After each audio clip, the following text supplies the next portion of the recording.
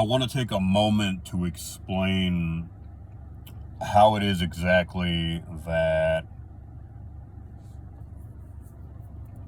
being accountable can empower you.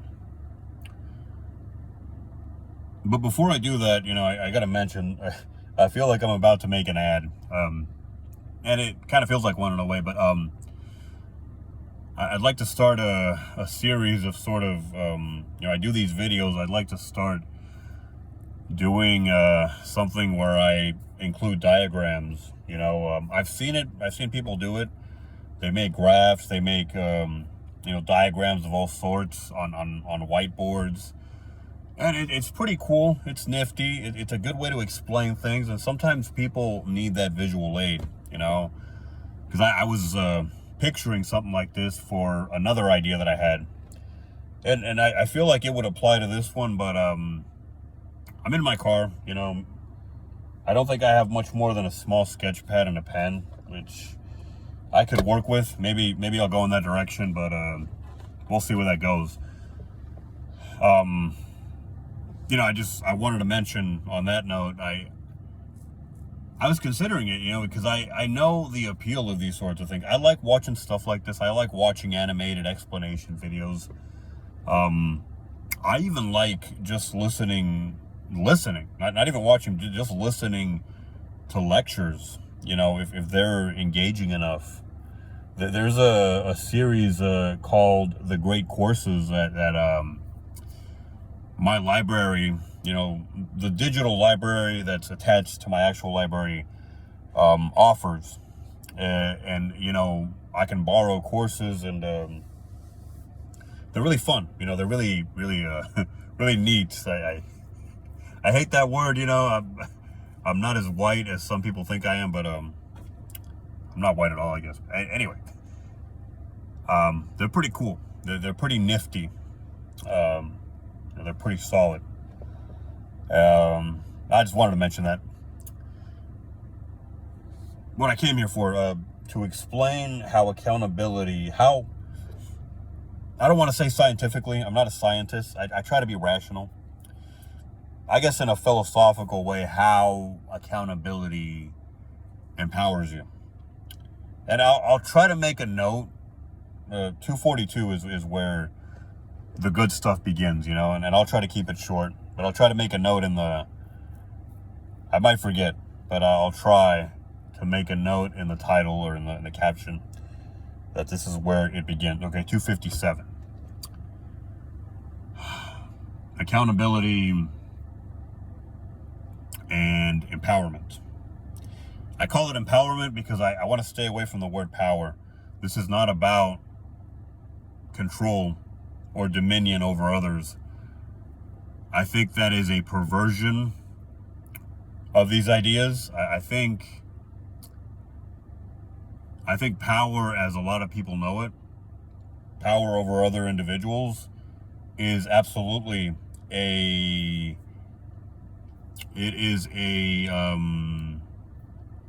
abomination is a dramatic word. I'm trying to think of another a better one.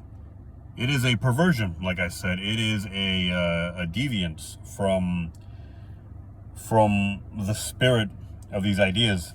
Power, the way I think good people see it, is power over oneself, dominion over oneself, self-discipline, self-mastery. How does self-control, I'll get there. Accountability. How does accountability and the responsibility that comes with it, how does that lead to empowerment, to control over the self, to self-mastery, to self-discipline? It starts with a very simple loop. We all act. We all do things. You engage in actions. It's part of being human, right? Part of being living. A lot of the things you do, you don't even voluntarily choose to do, right? Breathing, for example. Anyway, let's not open that up. You can control your breathing, but I'm not going there. That's not what I'm here for right now. All right. A simple loop. You act, you do things. Speaking, for example. Speaking is an action. Just a side note here, but let's step back. You perform actions, and I want to open up a little box before I go there. I was thinking about this. On the topic of multitasking, I want to say multitasking is not something I believe in. You cannot do two things, let alone more than that, simultaneously. The closest you're going to get to multitasking, you're not going to do them at the same time. Simultaneously, maybe I'm using the wrong word. You're not going to do two things at once. You can't. Simultaneously, if I'm correct here, is kind of going back and forth, right? The best you're going to get to multitasking, the closest you're going to get is you're going to oscillate, as it were. You're going to go back and forth between two things. So, by definition, you are not seeing a thing through, right?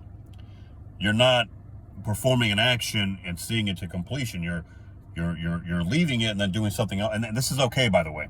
But know what it is that you're doing. Be aware of what's happening.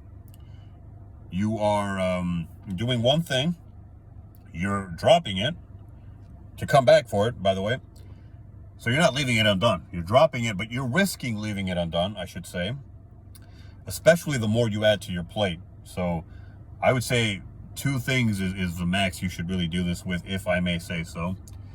You do one thing, you drop it, you start another, and then you go back and forth until you're done. But you don't do them at once. You can't. That's not possible. You have to realize you are going to be wasting effort. There's going to be residue that's kind of left. You're not seeing a thing through, so you're not choosing something, focusing on it completely and finishing it. In those constant trips back and forth, however many it takes, even one or two is enough to do this. In those trips, you're losing momentum. You know, if you're not sticking with something and you know, you're going to something else and coming back, there's momentum, there's something, there's energy, there's something going on there. There's residue. You're not maximizing efficiency. Multitasking does not exist. I'm 7 minutes and 30 seconds in before I've gotten to my point. Another note, if I get a chance, 7:45 is where the main point I was trying to get at starts. But this is all important stuff. Back to accountability and empowerment, right? So you really can't multitask. Accountability is about performing an action, and note that I said action, right? Back to the multitasking thing, not actions. You perform an action, and really beyond seeing it through to completion, I mean, before you even go there, you are paying attention to the loop that I previously mentioned. You perform an action, that action is going to have consequences, believe it or not. That action is going to have an impact on the world. That action will impart consequences. Now, those are the results. That action will impart consequences upon the world, upon your environment. And the world, your environment, your immediate environment, and even, I mean, outside of that, the world is going to respond. And it's going to respond with its own consequences. But you got to realize, if you've been paying attention during this loop, the consequences that the world is giving you, they're a result of the consequences that you gave it. You chose to perform an action. That action had an impact, and that impact is reverberating, right? I don't believe in karma, but I believe in this concept I'm talking about. So, there's the loop. There's the end of the loop. The loop can continue. So, the world responds with its consequences on you, and then you react. You perform another action. If you are breaking this loop, if you are doing something and you're not paying attention to what it's doing, to the trip it's taking in return to you, you're throwing a ball, you're not watching the ball get caught by another guy, and you're not seeing him throw it back to you, you're gonna think you might think this guy's just throwing balls at you. Oh, it sounded bad. You might think he's throwing a ball at you. What did you forget you threw it first? You are looking at the consequences the world is giving you, right? You're looking at the way your life is turning out or has turned out, and you're blaming the world, right? You're blaming the president. Maybe you're blaming the Senate. Maybe you're blaming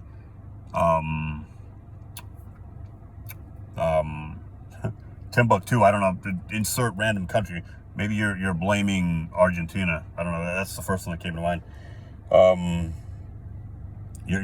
Insert random lunatic bullshit. You're finding somebody to blame, right? Anybody but you. Let's not blame you for the consequences of your own actions. Your life is shit. That's not your fault. That is I don't know, that's Vladimir Putin's fault maybe, or the guy from Ukraine, the Ukraine. Sorry, I know his name. I just don't watch the news all that much. It's hard to keep up. Zelensky, whatever. Or maybe it's Donald Trump. Maybe it's the guy that was in the chair he sits in before him. I don't know. We'll find you somebody. You don't want to take responsibility for the shit that happens in your life? We can find somebody to blame. All right? Don't worry. Like, if you need help, I'm sure somebody can help you. You could do it yourself even. You'll think of something. You can blame your next door neighbor. You can blame your parents. You can blame your kids if you have kids. The world is your oyster. You can blame anybody for anything you want. If your life is shit, you don't have to be responsible for it.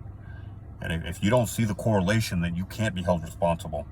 If your life is shit and you haven't been paying attention to the stuff you've been doing and the way those actions have been reverberating around, the way those actions have impacted your environment and the way your environment has responded, if you haven't been paying attention to that, for whatever reason, maybe you're stuck in your phone all the time, maybe you're watching the news, maybe you're doing this or that, maybe you're stuck in the gossip. If you haven't been paying attention, then, you can't be held accountable for your actions, but at the same time, you will have no power. I'm not talking about over other people, I'm talking about over yourself. That empowerment, it's not for you. Now, if you were aware of how your actions are leaving a trace in the world and how that's coming back to you somehow, if you don't think that's some kind of voodoo bullshit, if you think that's actually common sense logic, which a lot of people agree to, then, if you think your actions come back to you in some way, then you can have some power. Not over, let's not open that. Let's not go there. This is not about other people. This is not about controlling others. If you have control over yourself, you can find a way to control other people. I'll tell you that. It's like when in the comic books a superhero goes dark and he turns into a villain. Superman was a bad guy in a few episodes of something, I believe. It's there, the power can corrupt. And that includes power over yourself, self-discipline, self-mastery, whatever. Because that's where it all begins. If you can control yourself, you can control anything. You can control anybody. That's fucking dark. It's shit. It's horrible. None of what I'm saying is nonsense. It can sound like that to some people, and I guess that's all right. But let me step off a little bit. Let me step off that ledge a little bit. It's because it's feeling a little steep, and I don't disagree with anybody who thinks that it could sound like nonsense. It's not nonsense. Power is a real thing, and power begins with the self. Now, if you want to be a decent person, your mind won't even go there. But the truth is that most people who go in that most people who want control over others will never have it, because we always want what we can't have. So perhaps it's not really something to worry about all that much. People who end up controlling others and use it for diabolical purposes tend to find proxies to do it through. Then they tend to manipulate people who actually have power. And I don't know how that works. I don't understand how people can have power and be manipulated. Unless, of course, somebody acquires... hold on, let me make sure I didn't leave any loose ends before I keep going here. Just give me a moment here. I don't think I did, but if I did, I suppose we'll have to just live with that. I think I proved the point I was making. You know, accountability... Sorry. Yeah, accountability gives you power over yourself. Over your actions, which gives you power over yourself. And I think I explained it pretty thoroughly. It's a logical thing. If you're accountable, you have control over your actions, not the world. All right, I'll come back to that. I left a stone kind of a halfway turned. What was I talking about? Give me a moment. Oh, power. Yeah. So I would imagine people who have power and get used as proxies by evil individuals, they acquired that power illegitimately. Maybe it was legitimate. Maybe it was passed on by a parental figure, you know, like in kingdoms. But it was legitimate, but it wasn't legitimate in the sense that it was inherited, but that power was not acquired through what I guess you might call honest or pure means. Because power, I think you have to have good intentions in order to acquire it. It does not allow you. If you've seen The Lord of the Rings or read the book, I think they touch upon it. And it's a philosophically sound idea. Power generally does not allow itself to be handled by people with bad intentions. Somebody with bad intentions who wants to have power and use it nefariously has to find somebody who already has it. And in order to manipulate that person has to have acquired it without having earned it. Okay, I think I tied up that loose end. Makes sense, right? And it happens. But anyway, back to the other point. Empowerment, right? I'm going close to the 20-minute mark, so I'm going to have to wrap this up. Right, so if you're accountable for your actions, you have control over them. I explained the loop, right? You watch how the world is impacted, how the world responds, and then you base your next action on that. If the response is favorable, then maybe you keep doing what you did. If it's not, that's a generalized thing, but I'm short on time. Black and white, but it's more nuanced than that. You respond, you act based on the response the world gives you, right? The back and forth, the sort of the loop, the handshake. And in that sense, you have control over your actions because you're following the loop. You're acting, the world responds, and you're following up with an action that is in tune with that response. So in this loop, you are continuing a loop that keeps you in control of your actions. If the loop is broken, then you are responding to the world's consequences being imparted upon you, but you're not taking responsibility there. You think the world is just acting upon you.